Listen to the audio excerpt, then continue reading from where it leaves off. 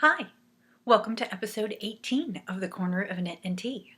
I'm Laura, also known as Fluffy Kira on Twitter and Instagram, Fluffy K on Ravelry. I blog over at the Corner of Knit and Tea, which is where this episode's show notes will be and all show notes are.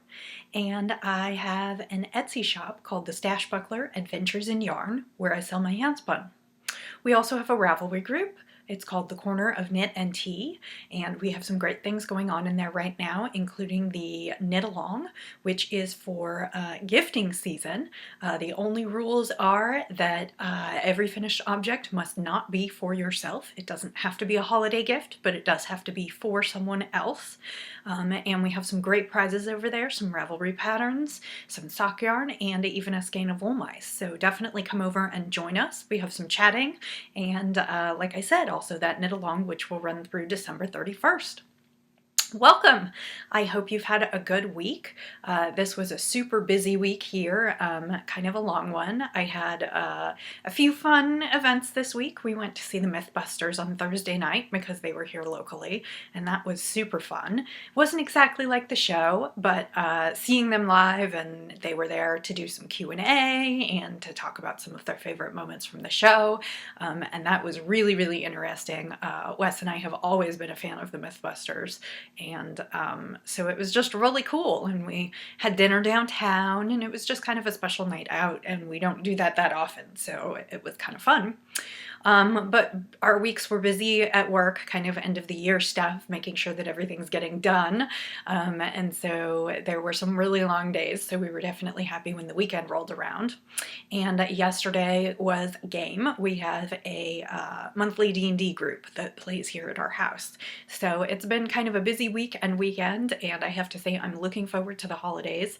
I have some time off around Christmas, so I'm looking forward to having a few extra days at home to do some crafty things, and just kind of hang around the house and sort of recover from end of the year stuff.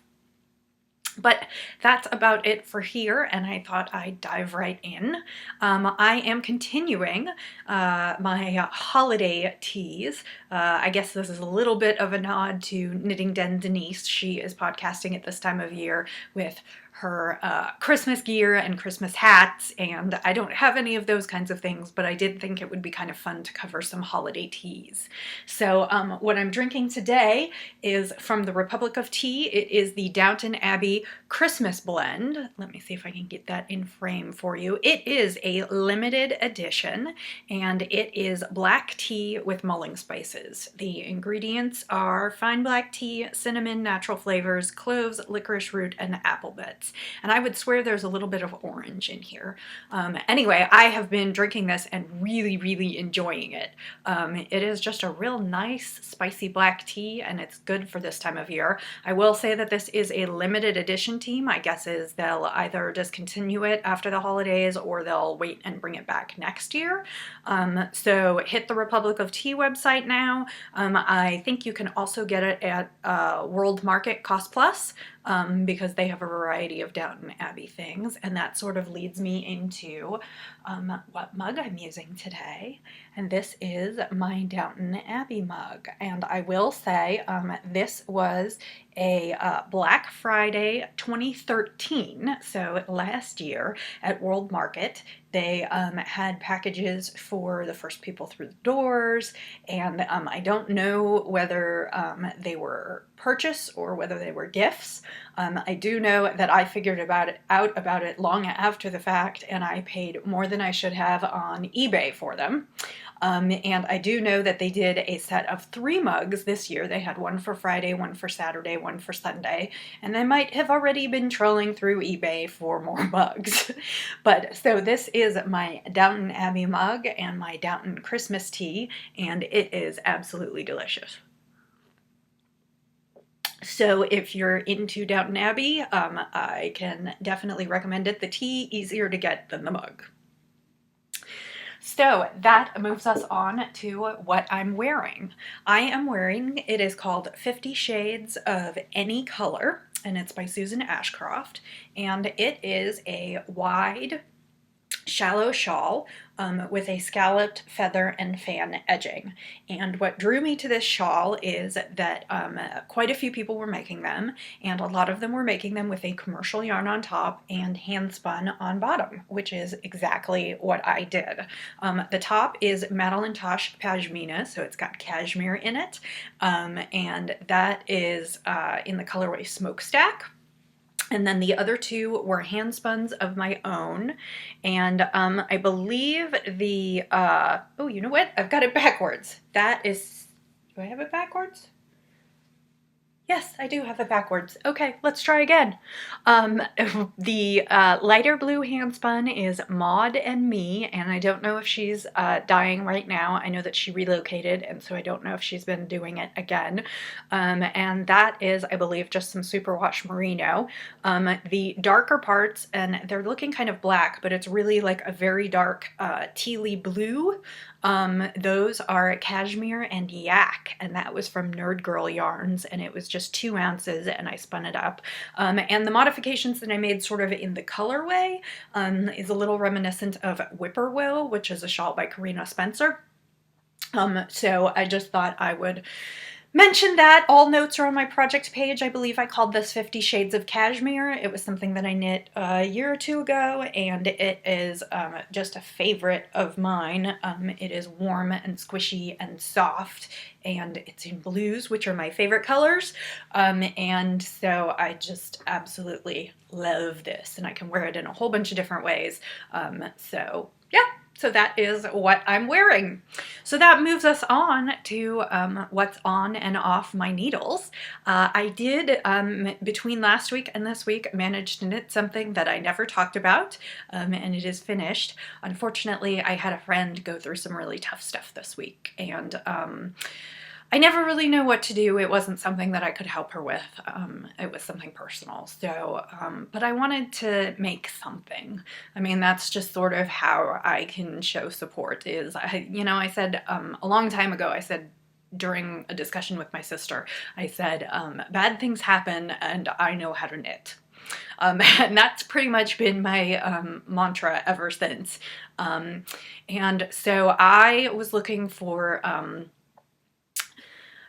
something that would be cozy and just kind of be like a warm hug. So, and she's not really a shawl person, so I decided that the best way to go for this was to do a cowl. So I went looking for, I had a specific yarn that I wanted to use. It was Valley Yarns Superwash DK, and grabbed the wrong bag. Valley Yarn Superwash DK, and it was during their anniversary colors, which I believe it was about a year ago maybe, and they had Madeline Tosh over dye some of their base yarn, the Valley Yarn Superwash DK, and I picked up a skein in the composition book gray, which is a very dark gray, and it was 275 yards, so I was looking for something that would fit the bill, and I found a nice cowl. It is by Michelle Wang. It is part of Brooklyn Tweed, and I don't know whether it was in, you know what, I don't have the full pattern. I don't know whether it was in Wool People. I know it was like a $6 pattern, and it's called Eternity Scarf, and I'm done except for the fact that I have not woven in the ends, which you'll be able to see, and I have not washed and blocked it. So that is what's up today, but I wanted to show this to you before I got it all wet. And it is a really cool textured cowl. So the bottom is kind of a rib stitch pattern, and then the top section, or the second section, is kind of a waffle stitch a little bit. Anyway, I don't want to give too much away because that is the pattern, but again, this is composition book gray, and I was just looking for something that would be really warm and cozy and just kind of tell her that I was thinking about her. So I hope to wash and block it today and give it to her this week. It is not a Christmas present. It is just a just because present. So I don't want to wait until after the holidays. I really want to give this to her this week. So that is finished and done, and 275 yards off the needles. I do kind of track my yardage during the year. It's terrible. I track what I buy and I track what I knit. And that's just because I want to be sure that I'm knitting more than I'm acquiring, which somehow the stash doesn't really seem to go down. So we won't discuss that too much. So that is the first project off the needles. I don't have any other projects that are off the needles. I do have some progress on some of the projects that I've been showing you, and last week I talked about maybe knitting a Christmas tree skirt, and that I was going to use the hemlock ring blanket pattern, which is, it's adapted by Jared Flood from an old doily pattern, so he didn't necessarily design the pattern, but he took it from what would have been like a lace doily in sort of crochet weight cotton, so real light and thin. And he turned it more into a blanket using a thicker, a little bit more rustic wool. So I did not have anything that fit that bill around the house, and so we went out and went looking, and actually for this I just went to Michael's. My husband made an excellent point, which is this is a Christmas tree skirt. It's going to sit under the tree once a year. It may get a little bit dirty, but it doesn't need a lot of care, but it also is probably not something that we have to spend a fortune on because we're only going to see it once a year. And his argument was also that it should be kind of hardy and wear well because it's going to be under the tree and people may walk on it a little bit, or, you know. So we went to Michael's and I went looking for something that was kind of a bulky-ish weight, because that's about what it calls for. And we found, this is called Lion's Pride Wool Spun, and it is by Lion Brand Yarns, and it is a bulky, and it's in the colorway red, which I'm sure doesn't surprise you at all. And I cast on, and this is going to be really hard to show because it's on a circular needle, so it's all bunched up. But you can see I got through the first part, which is the flower, and then I am getting into the feather and fan pattern, which is the rest of the blanket, and I believe I'm on row... Well, so the pattern is a little weird because it has, I believe, and this is a free pattern, so I don't feel badly talking about this. It has, I believe, 47 rows, which basically gets you through kind of the flower points and a little bit more. And then it has a chart for the feather and fan, which keeps going.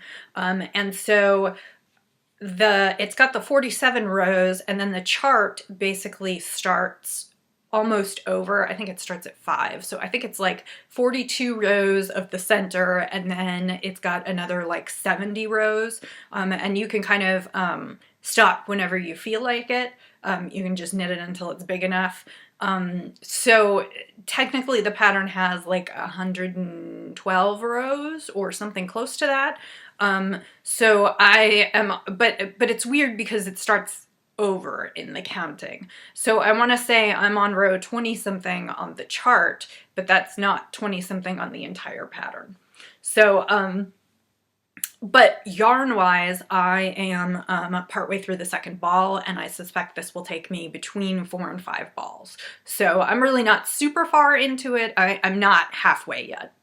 So, but that was just 1 week's worth of work, and I do like it, and it's like completely blowing out the camera here, and it's really hard to see, but hopefully when I'm done, it will be pretty. I only have a few reservations, and now that I'm knitting this, my reservations are that because this is, I guess I didn't say, this is 80% acrylic and 20% wool.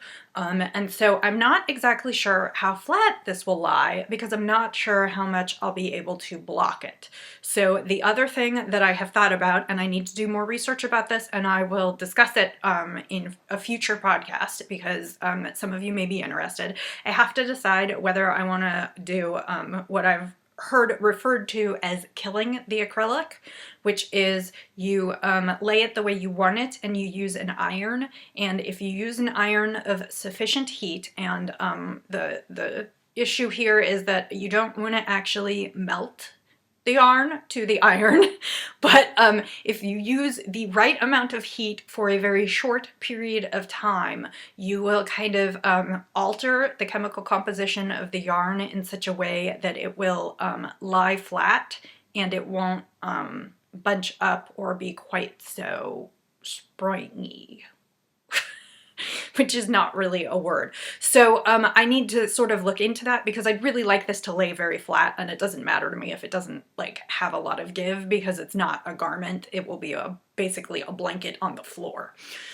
So that is something that is coming up, and I assume that I will not be able to show this very easily because it's going to be all bunched up on my circular needle like this. So my guess is it will be hard for me to show this to you in upcoming weeks, but I will show it to you, and then eventually I'll finish it and take some nice pictures and show it on the show. And like I said, I may discuss the process of killing acrylic because that may be something I want to do. So that is project number 2. That is the one that I've also been devoting my time to.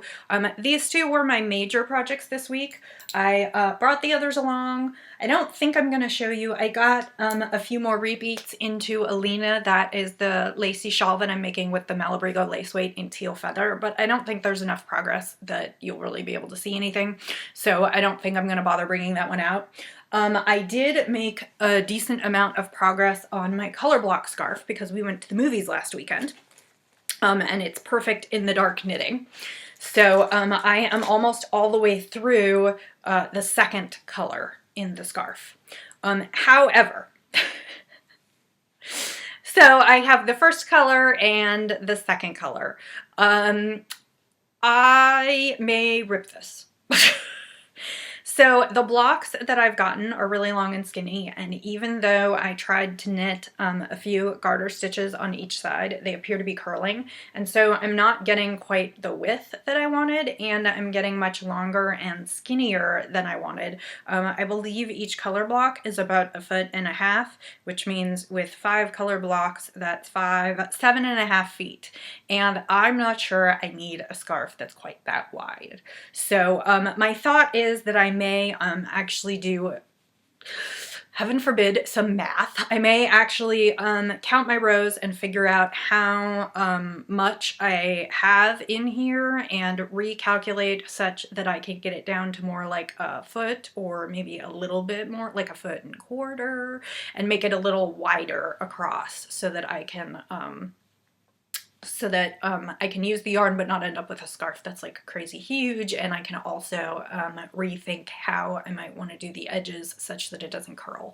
I will say that this yarn has been a pleasure to work with. It is squishy and soft, and I am loving it, and I really, really, really want to love the finished object. So that is why I am considering doing away with all this work and starting again. And actually it doesn't even upset me that much. I'm just thinking that it might be what I want to do. So you may or may not see this next week. It may or may not be in a completely different form. I don't know. I kind of need to think about it, and since I have other projects I'm working on, I'm kind of letting myself decide what it is that I want to do. So that's, and this is the Woolfolk yarn, which is relatively new. It's the Far base, which is their worsted. I think it's kind of an Aran weight, and I am loving, loving, loving it. I just have to decide exactly what I want to do so that I love, love, love the finished project. So that is all my knitting for this week. Got some done, didn't get quite as much done as I wanted. However, I got some spinning done, so I'm counting it as a good week. So that moves me on to spinning. Now, last week I showed you a finished skein of some yarn. I called it like a chestnut cherry color that I had dyed a while back. And it actually was an 8-ounce braid. So this week I spun up the rest of the singles. So these need to be plied, but I spun that up in the first couple days of the week. And then I got anxious to start something new, so I put it aside, figuring that I'd probably having a plying party. I suspect I'll actually do that later today and ply both of my bobbins, which brings me to the other bobbin. I showed you last week some fiber from Sweet Georgia. It was a superwash merino in the colorway fondant, which was pinks and turquoises and browns, and I spun that up this week too. And I spun this just in the last couple days, and I didn't have time to ply it, which means that is exactly what I'm going to do this evening. And this one will be for the shop, so I will be sure to post pictures of it when it's ready, and I'll be able to show it off probably next week. So I want to ply that tonight if possible and get that up in the store in a few days, but that is fondant. So that leaves me with 2 bobbins to ply, which should take me tonight and possibly tomorrow. But then that means that it's time to move on to a new spin. So I went looking at some of the club fibers that I've received at the end of this year. And this one was actually not this month's, but last month's. I guess technically it was the October fiber, although it arrived at the beginning of November. But I am in the Hello Yarn Fiber Club, and the October yarn was called Hidden Thicket, and it is on Corriedale, and it is every color of green. And actually the monitor is washing it out. You can't see all the colors. Some of them are much, much brighter than it shows. It is everything from kind of a minty green, almost a blue. There's some little bits of Kelly green, which totally is not showing up as Kelly green. There's like a forest green, there's a sage, there's some olive, there's just all kinds of greens in this. It is just a beautiful fiber, and I am really, really sorry that it is not showing up as beautiful on the monitor. But that is my plan for this week. I felt like I could use a little bit of green. So that is what I'm gonna hopefully have spun up by the end of this week, and we will see. Hopefully I'll be able to show it to you next weekend. So that brings me to the end of the podcast. It's a little bit shorter this week, I guess, because I just don't have quite as much to say. I did receive some more questions on the entry where I was offering the Hello Yarn Fiber. It was the 250 subscriber giveaway. And one of the questions that I had was from Sarah, and it is how I decide to spin my fiber, and she noticed that she doesn't see me end ply at all. And Sarah, you are quite correct. I do not end ply very often. Honestly, my favorite way to spin is 2-ply and almost barber pulley. I have spun some singles, and actually I think I spun some singles that I showed you on the podcast when I really want to do like a lace weight shawl and I want to get all the length out of the braid that I can. I am not opposed to doing a 3-ply, although in truth, I have to say that I really, really like a traditional 3-ply. I think it's rounder and bouncier than an N-ply. N-ply or Navajo plying or chain plying is a way in which you use one long single and you make almost what is a crochet loop as you're plying. And one of the things it is, there are a lot of people who really like to use it for socks. Use a 3-ply for socks. One of the big benefits to chain plying is that if you have a yarn with long color repeats, for instance, you want to make yourself a pair of stripy socks and you have a braid that has long chunks of color repeats, you can keep those color repeats together. They don't get broken up the way they would in a 2-ply. And because as you're doing a crochet loop, the single, whatever the length of that color block is in your single, is all staying together. So I do appreciate the value of an N-ply. I just don't enjoy doing it that much. I have done a few N-ply projects. I do have, even I have spinning goals that I can't meet yet. I cannot spin a 3-ply sock weight yarn yet. One day I will be able to, and I have a couple braids that I am sort of holding on to. They would be great stripy socks. And one day when I achieve that level of spinning, I am going to N-ply and spin myself some stripy socks because I totally see the value in that. That said, I don't spin thin enough for that right now. Right now my N-ply would be closer to like a DK or a worsted weight, and so in general I don't do that. then I also have, there's some practical reasons that I don't do that as well. I like getting as much yardage out of a braid as I can, and of course, if I do a 2-ply, I get more yardage than I do if I do a 3-ply, because I'm still spinning approximately the same length of singles, so it's the singles divided in half or the singles divided in thirds for the length. And I particularly enjoy the look of a 2-ply, more like a barber pole.